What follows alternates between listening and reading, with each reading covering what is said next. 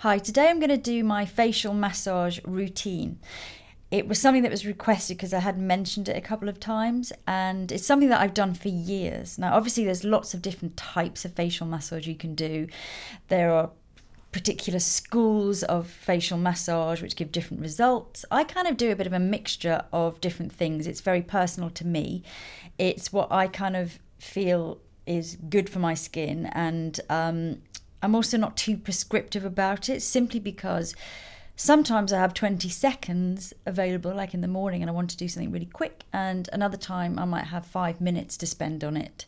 And occasionally I will have 20 minutes if I'm watching something great on TV, like at the moment I'm watching all the Mighty Boosh again, and I'm kind of, I just sit there and I'm enjoying it, and I kind of massage my face.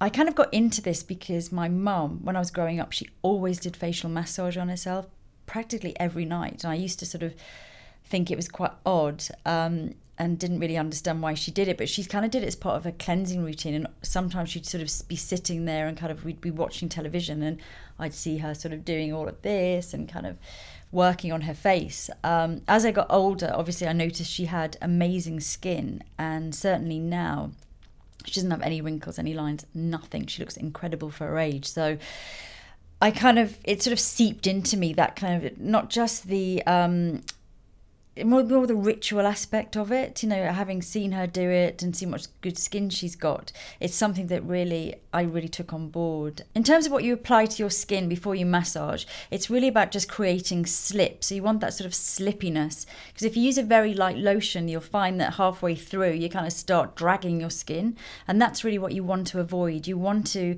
stimulate your skin very gently, but without dragging or pulling it. So something which remains on the skin and remains slippy is the sort of type of thing that you're looking for.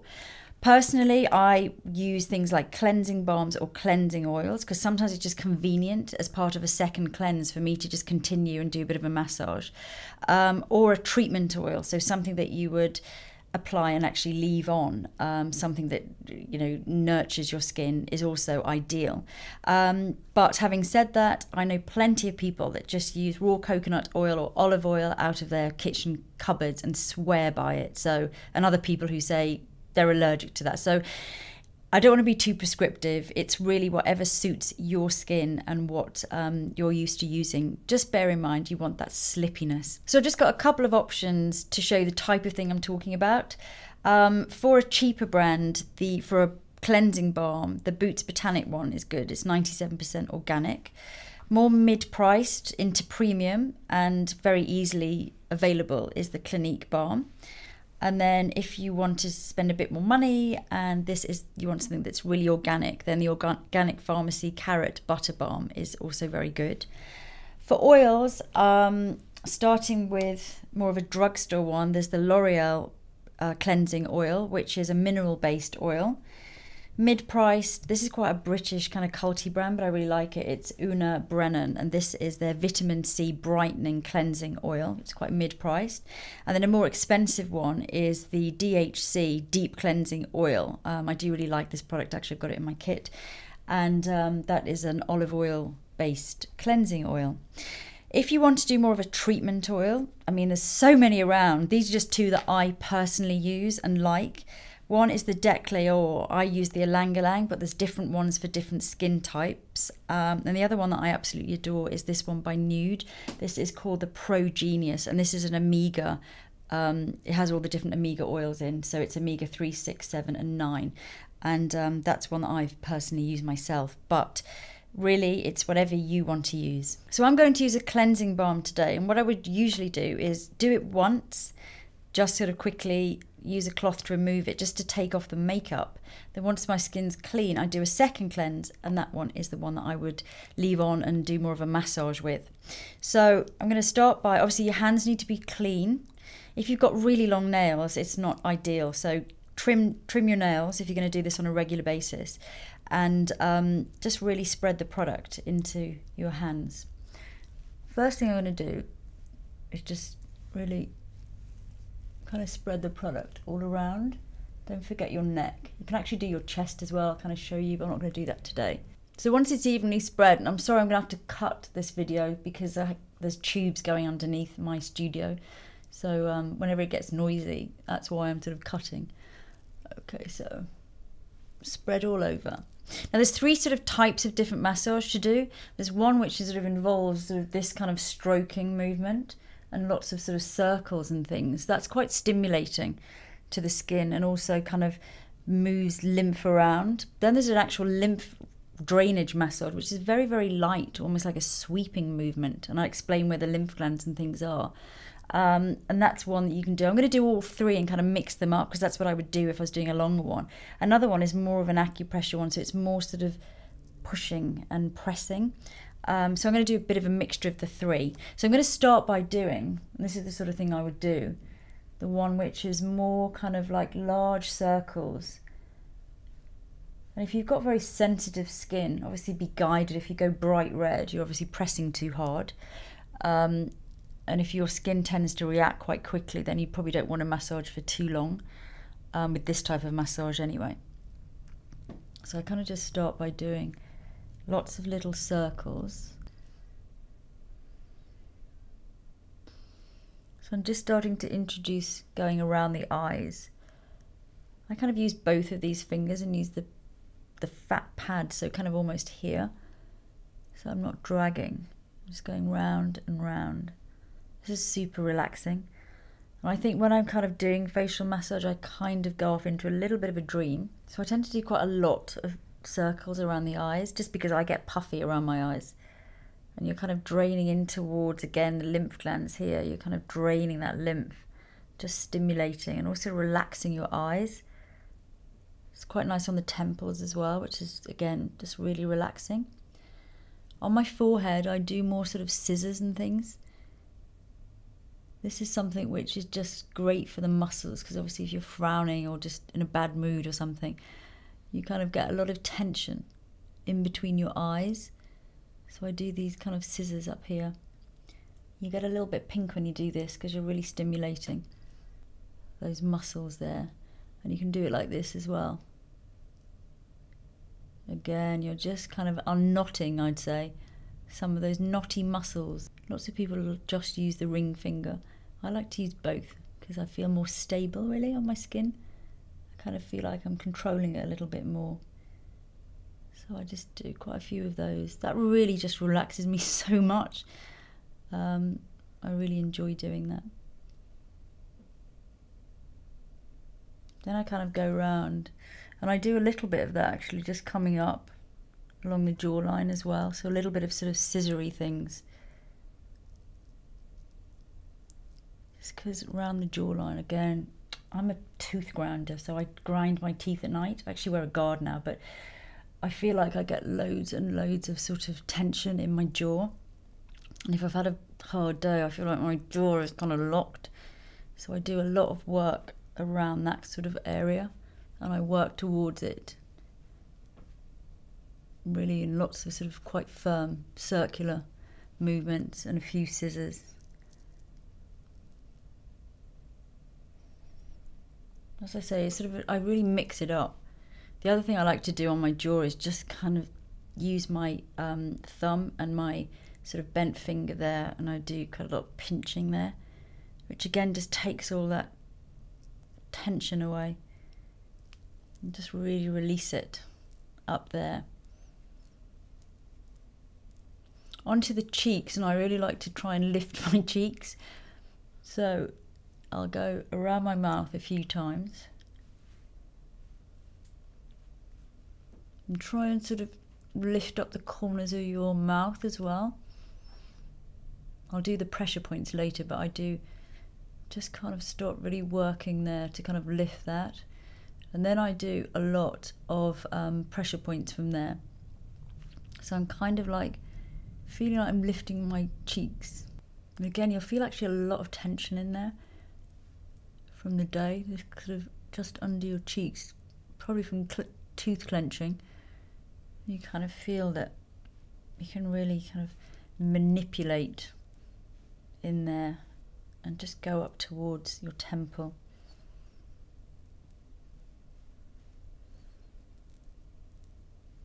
I mean, it depends how long you've got. As I say, you have to do quick versions and short versions and longer versions. Just going to do again a little bit of just general cheek lifting. And this is effleurage, which just lightly use your fingers to sort of lightly lift that area. And this is really good for sort of stimulating the circulation, so it's going to help with repairing any damage that you've got, any little scars and things. Just gently lifting. Now I feel kind of warmed up, so I would do a little bit of lymph drainage. That's going to be I'm going to start by going onto the neck here, and you've got your lymph glands. Just going to sort of stimulate them. Use the opposite hand, it's just easier. Actually, this top's not ideal. Better off with a kind of towel. Just getting into those where your lymph glands are. It's like the dips there. And then I'm going to start from the top. And if you've ever had a lymph drainage body massage, you're surprised by how light it is. It's almost like really light stroking. So we're just going to start by draining the lymph. Just use your fingertips. It's like sort of feather-like movements. And do as many of these as you've got time for. Draining towards the temple this time. And then we're going to do here, around the centre of the face. We're draining towards here. Very simple. You can do it like this if you want, along the jawline. And then on the neck, you're draining down, so you're taking it all gently down the neck and towards the lymph glands. And if you've got just a towel on, do it right onto the chest as well and drain towards the armpits. Just really gently, lots of sort of stroking, simple movements.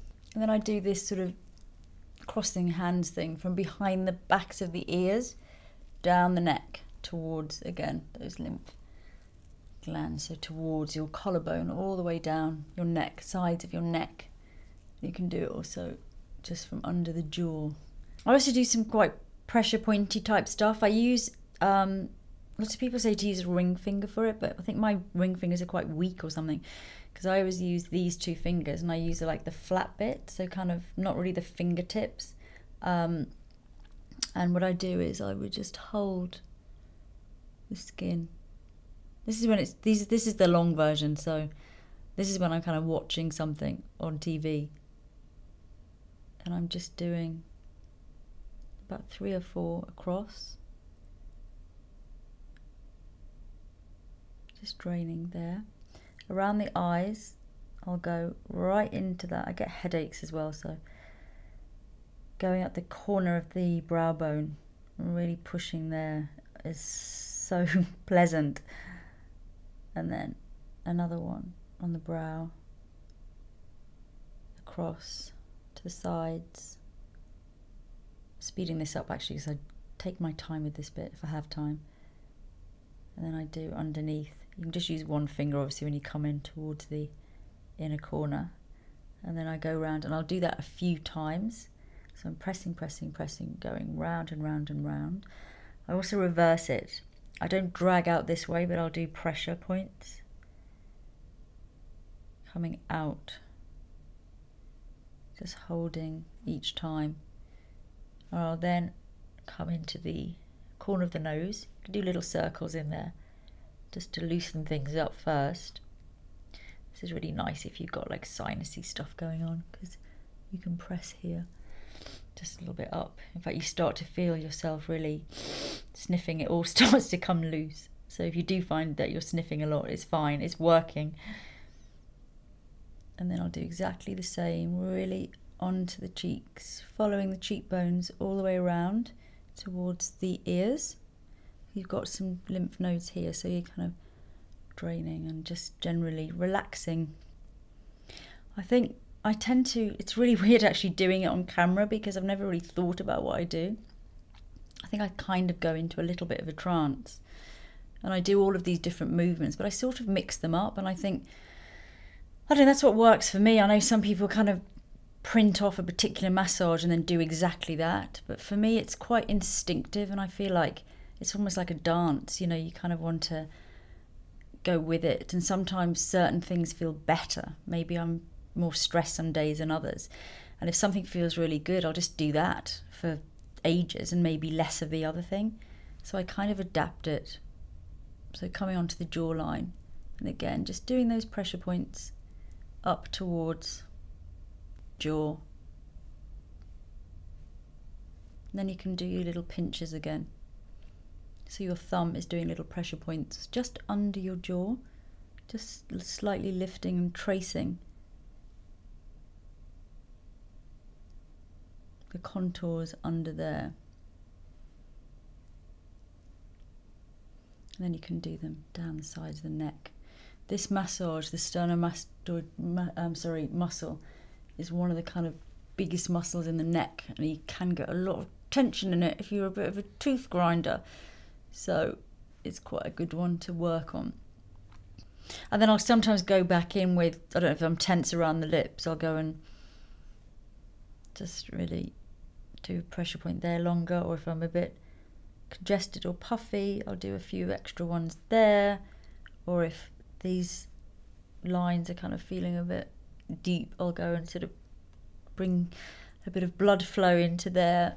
Same with the forehead if that's feeling tense. So really just adapt that to whatever you feel. Another thing that I do is a cold massage, but this would be more of a morning thing because it wakes you up, obviously.